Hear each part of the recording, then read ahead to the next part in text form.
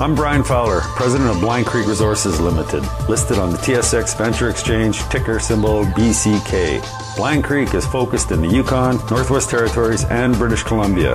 The company's key property is the Blend Project, one of the largest undeveloped lead zinc silver deposits in Western Canada, plus plans to advance the recently acquired, fully permitted historic engineered gold mine in the Atlan District of Northwestern BC. Check us out at blindcreekresources.com.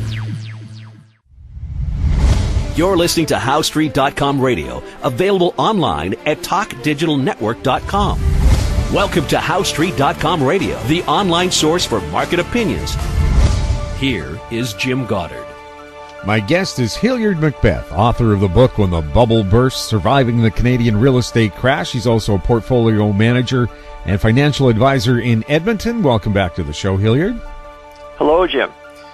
The U.S. Fed has boosted rates. What does that mean to the cost of money for all of us? Well, it's been a slow and steady drip, and at some point, perhaps soon, it's actually going to start to bite.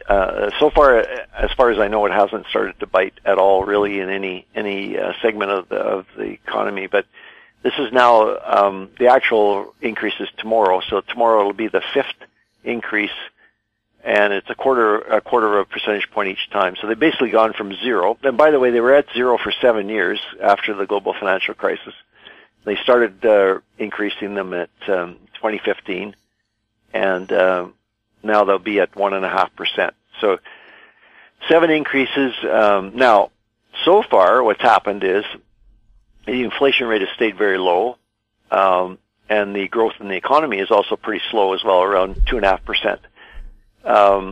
So there's no real reason to have to raise rates more rapidly. But if at some point inflation starts to pick up, all of the central banks think it's important that they rein in inflation and raise rates, which is debatable actually. But anyway, that's the way they think. So they would have to jump rates higher, and if they did that, then we'd be into a whole different story because. Now, especially in Canada, and Australia is another country, China, the amount of debt that's been piled on since 2009 is just is mind-boggling. The growth in the debt has been absolutely astronomical. So, when before the global financial crisis, the economy could handle 5% interest rates for, say, a 5-year mortgage or something like that, maybe 6%, 7% even. But now, with the additional amount of debt that we have and the difficulty people have with supporting that debt, if they end up having to jack interest rates up to 4 or 5% because inflation goes up to 2 or 3%, then we'll be in a difficult spot. But so far, it hasn't had that impact. Now, they did say today that in 2018, depending on how things go, they expect to have to raise rates 3 more times. So that would be very gradual, but eventually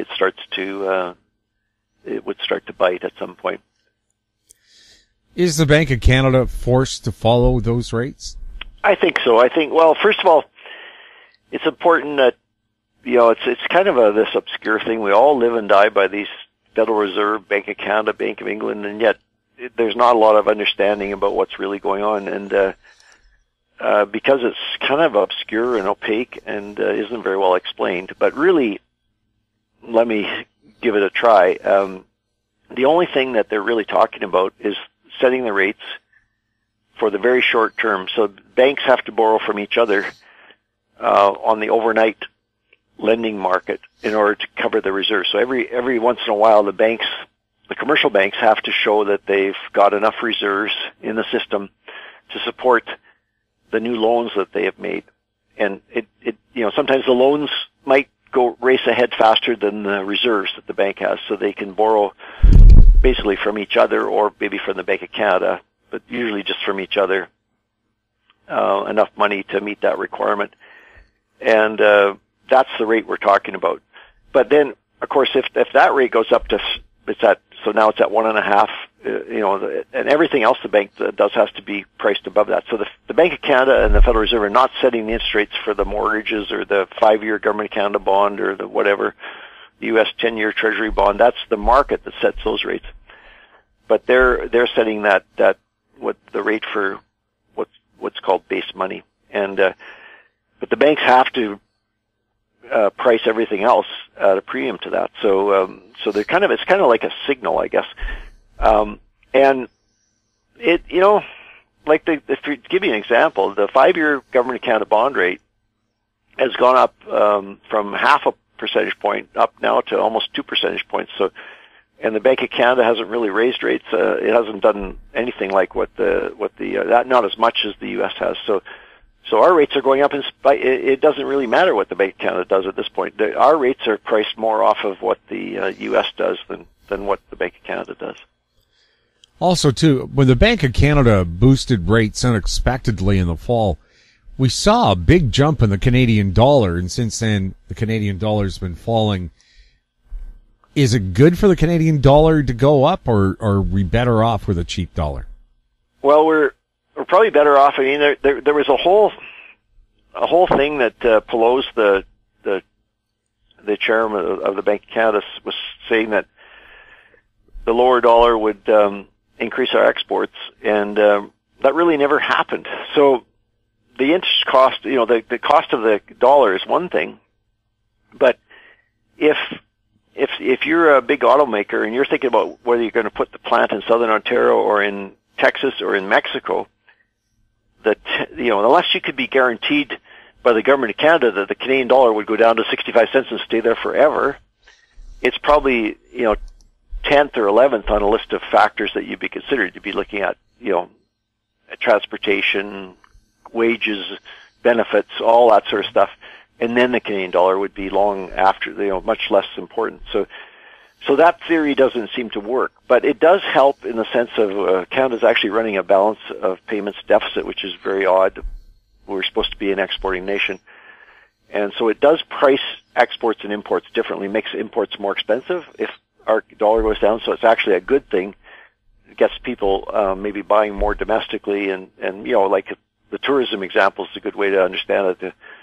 If the dollar goes down to 65 cents, a lot more people are going to vacation in Victoria than they are in Los Angeles, and that helps keep money circulating within the Canadian economy instead of people buying stuff from the U.S. So, but the big thing looming over all of this is not so much the Canadian dollar, but but what happens with NAFTA, and I guess they're having another meeting here pretty soon if they're not in the middle of it now, and it has a big impact because exports are very important to Canada.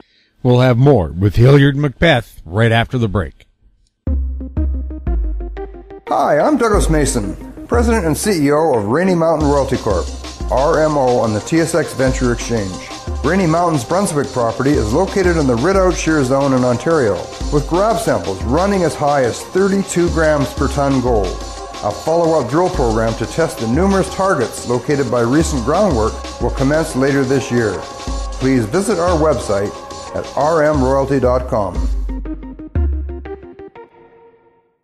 Avon Resources Limited is a gold exploration company with significant projects in British Columbia, Saskatchewan, and the Yukon. Trading on the TSX Venture Exchange, symbol ABN, and the pink symbol ABN-AF. Surrounded by world-class gold deposits and mines, Avon's 23,000 hectares Forest Kerr Gold Project is located in the heart of the Golden Triangle in northwestern BC. For more information, visit us at avonresources.com. Welcome back. We're speaking with Hilliard MacBeth. The TerraNet index for housing came out, and it looks like the prices of homes in Canada are going down. Yeah, for a very unusual development, they dropped in November. It's never happened. Usually, I guess, for some reason, in November prices go up, but this is the fourth month in a row of consecutive declines in house prices. The declines are pretty small unless you're in certain neighborhoods in certain big cities, but it is unusual to get such a long sequence of drops. Now, the TerraNet index is odd in that it's the most reliable index because they wait for land titles, and they do an elaborate thing where they make sure that you're talking about actually the same house. So the problem with what the real estate industry puts out in the MLS listings and all that, and they take an average price and all that, is that could be easily skewed if you had a bunch of sales in West Van for 3 or 4 million, it would skew the index higher. And if maybe as happening recently, there's a bunch of listings in West Van at 3 or 4 million, but very few of them are selling, then the index could go lower. So what Terranet takes the extra effort to do is to wait until the sale is registered at land title, so they capture all sales, not just MLS sales. And then they also make sure that the house is, they actually look for the same house selling, and then they adjust for if there's been a tear down and a new build, or if there's been a big renovation done or anything, they go to all that extra work. So that's the positive, is it's much more accurate. The negative is, and this is fairly important negative right now, is that all of that takes 3 or 4 months. So the actual decline that you're seeing at Terranet, which is sort of started in August, and it's been August, September, October, November now, is actually, in Toronto, is actually the decline that started in April, but with the lag. They also do a thing where they average 3 months rather than doing the individual months, and that they figure that smooths it out. But so it takes a little bit longer for a change in direction to show up. But basically, it's the 3rd or 4th monthly decline and that's never happened before outside of a recession. And one of the biggest areas for decline is in the suburbs of Toronto, Markham and Richmond Hill. And so, and these are neighborhoods where there was a bunch of big new houses built, and there was a lot of foreign buyers that came in and bought them. And so these are expensive homes, and they peaked in April, and in some cases we're looking at maybe a 20% decline. Now the actual decline since April on this index is much smaller than that. It's more like 10%, but it's still pretty significant. And in Edmonton and Calgary, prices are pretty flat. And in Vancouver, prices are still, depending on what segment of Vancouver you're talking about, there hasn't been a big decline yet. Still 13% gains year over year to November. Now, in a couple of months from now, given that that scenario we talked about with April being the peak in Toronto, and Toronto being the biggest market in the country, that's going to start to show up as a very negative year-over-year comparison once that we get to that. We're only, 3 or 4 months away, and that'll be very difficult for the index to avoid a greater than 20% negative comparison over last year once we get into those early months in 2018 when prices were so high in Toronto before they started to fall. And that'll be interesting because people then will have to look at it and say, well, is this the big correction that Hilliard MacBeth's been predicting for 3 years now, or is it just a temporary blip like we saw in 2016 in Vancouver, and then prices started to go back up again? So, and we don't know. I'm thinking that this downturn is more in Toronto is more of a bigger downturn. It's not just a temporary blip like the one in Vancouver, but we don't know yet. It's too early to tell. We'll have more with Hilliard MacBeth right after this. I'm Larry Ray, President and CEO of American Manganese Inc., listed on the TSX Venture, ticker symbol AMY, A-M-Y, with proprietary patents in the U.S., China, and South Africa. Our focus is on recycling lithium-ion batteries for electric vehicles. China recently legislated the responsibility for recycling onto their electric vehicle manufacturers and importers. For more information, please visit AmericanManganeseInc.com or phone me, Larry Ray, at 778-574-4444. Keep informed. Receive our weekly recap of thought-provoking articles, podcasts, and radio delivered to your inbox for free.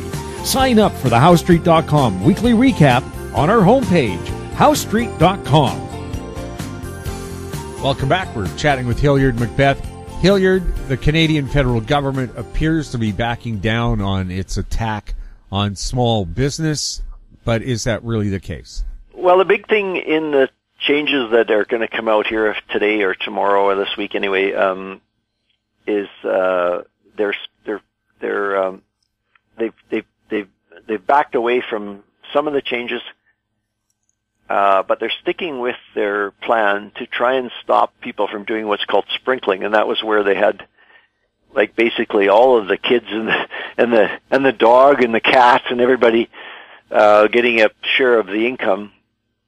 I'm exaggerating, of course, but and then if you say the business made $500,000 in income, and there's 5 family members, then you spread it out to $100,000, and then you pay it out in the form of a dividend, and there's very little tax to pay. Whereas if it all had to be taxed at $500,000, the tax would be quite high. Now, having said that, Canada has some of the lowest small business tax rates in the world. So it is a little bit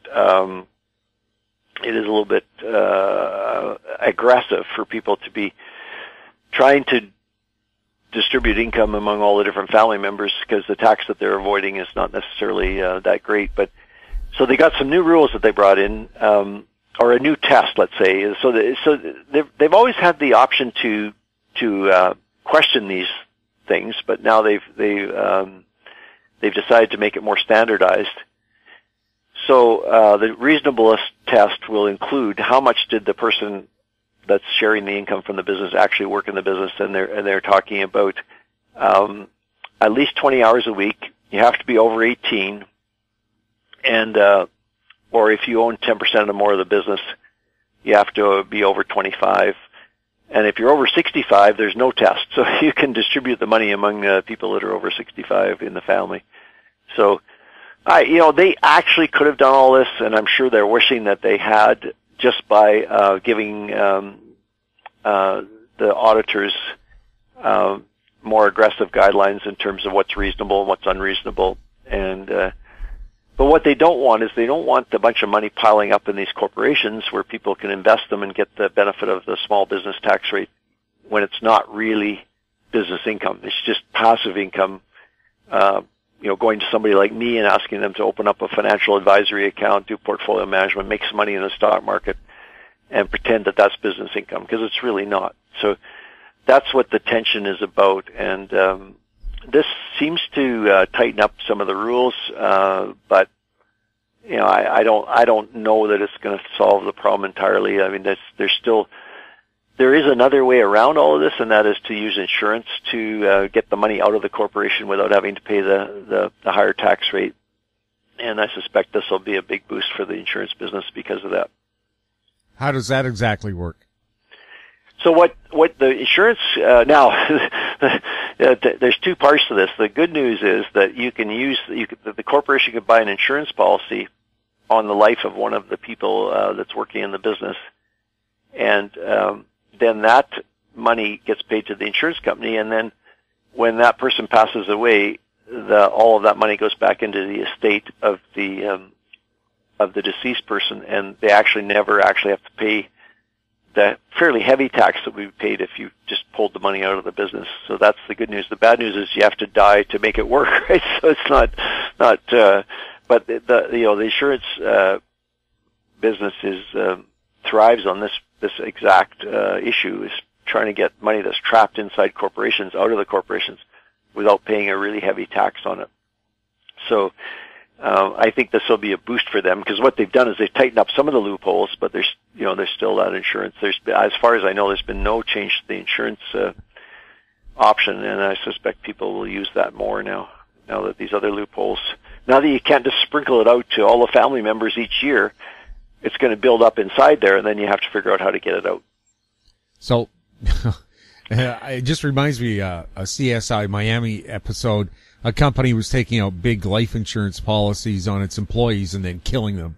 That's a different issue, but apparently that is actually quite a real thing. I mean, I only heard about this. I didn't really know anything about it, but apparently people have been doing this for years. And the other one that you can do, which is kind of morbid, is as people get older, sometimes they don't have the money to pay their insurance policy. So they got this insurance policy that they've been paying into for years, and they either don't want to, or they can't afford to keep making the payments. But now they're older, and the payoff is going to come fairly soon.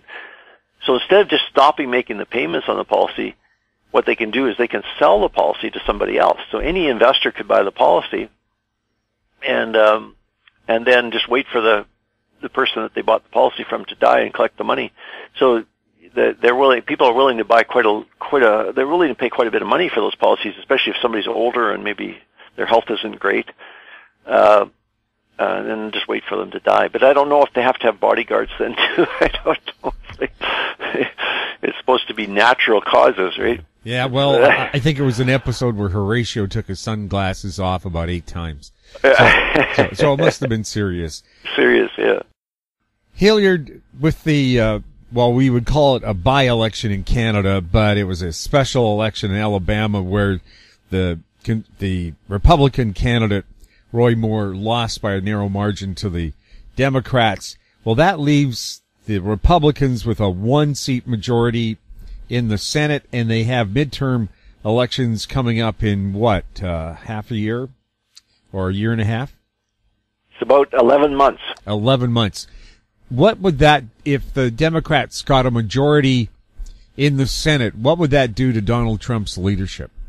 Well, so what's going to happen in 11 months is there's going to be an election, midterm election they call it, and all of the House of Representatives, the 430 of them or whatever it is, are up for re-election, and a third of the senators are up. So there's 100 senators, so 33 or 34 senators are up because the senators have a 6-year term. And there's only a 1-seat margin in the Senate after this loss yesterday.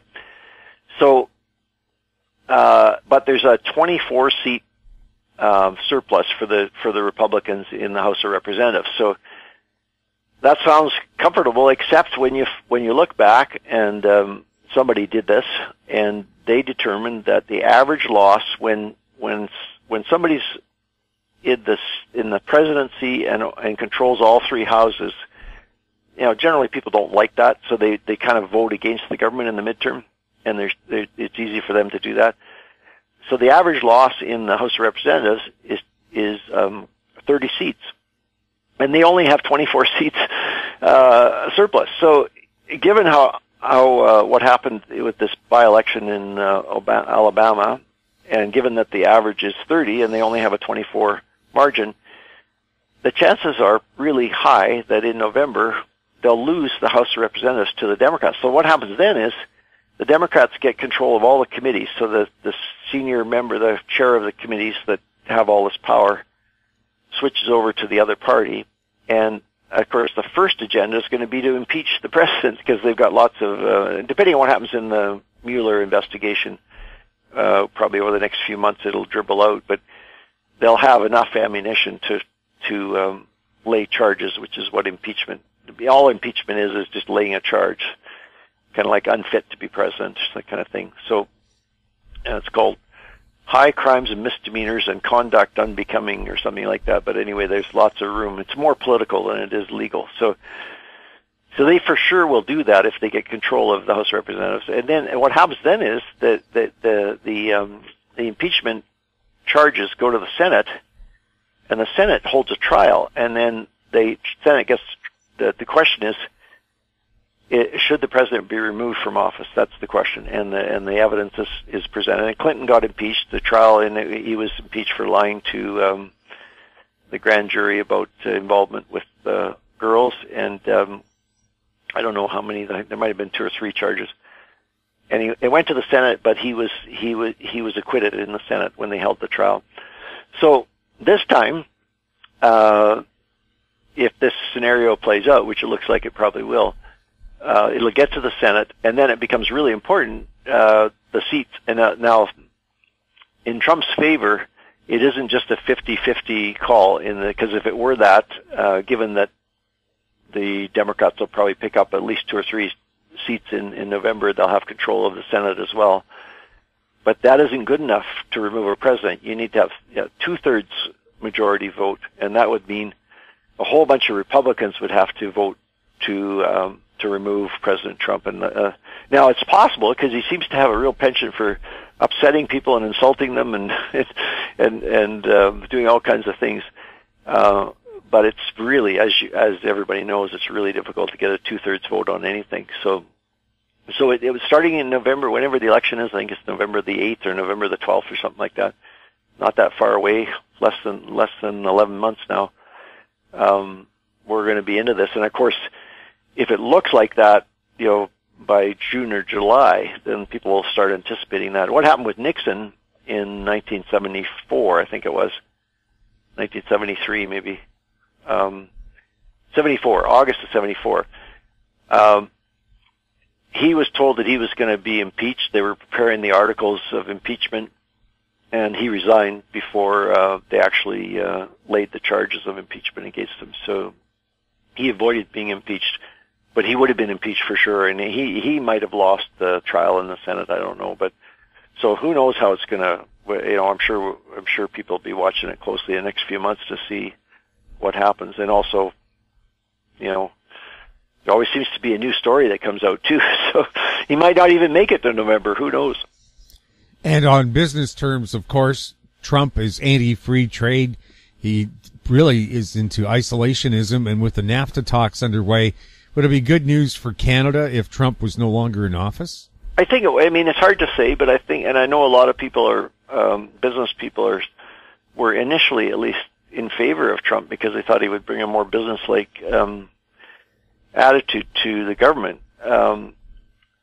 But the thing with NAFTA is very important to Canada and Mexico, and it's much less important to the U.S. because the U.S. doesn't depend on trade like we do in Canada.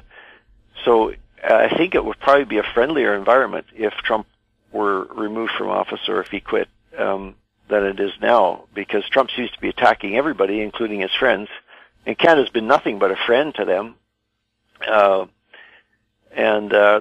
big problem we have is, although this isn't necessarily just NAFTA related, but the biggest problem we have right now is all of the pipelines going to the U.S. are full, and so our oil is. There was a story out this week that even though the price of oil is $55 a barrel or something like that, the Alberta price is only $30 a barrel. So we've got a huge discount. Normally the discount is $13 to $18 because of the cost of transportation.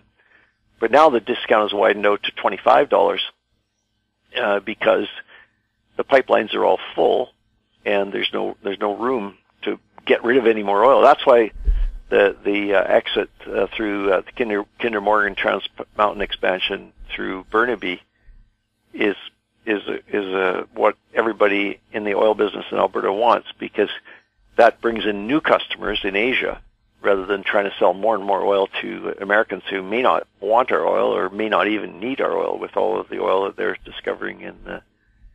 But maybe if it was a different regime and much less belligerent attitude like Trump seems to have, these things could be worked out, because working together, I think Canada and the U.S. could do a lot better than fighting with each other. But if it does come to a fight, unfortunately, Canada doesn't have a lot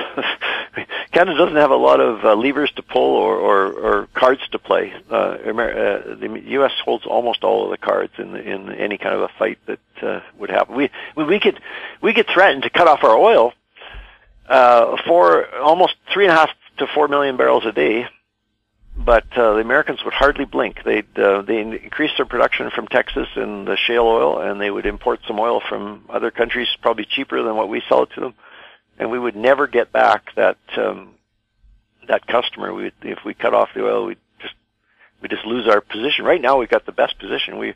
Canada's by far the biggest exporter to the U.S., and almost all of the other exporters have dropped their volume dramatically. So we can't really play that card. I mean, it's our strongest card, but it's like the nuclear option. We can't play that card. So we can only hope that either Trump moderates his stance on things like NAFTA, and it's possible he will, or there's a change in the government 11 months from now. Hilliard, thank you so much for chatting with us. Nice talking to you. My guest has been Hilliard MacBeth, author of the book When the Bubble Burst, Surviving the Canadian Real Estate Crash. His website, macbethgroup.com. You're listening to HowStreet.com radio. Find us on Twitter @HowStreet. Our popular YouTube channel is Talk Digital Network. Questions for the show or our guests can be emailed to info@HowStreet.com. I'm Jim Goddard. Thanks for listening. Comments made on HowStreet.com radio are an expression of opinion only and should not be construed in any matter whatsoever as recommendations to buy or sell any financial instrument at any time.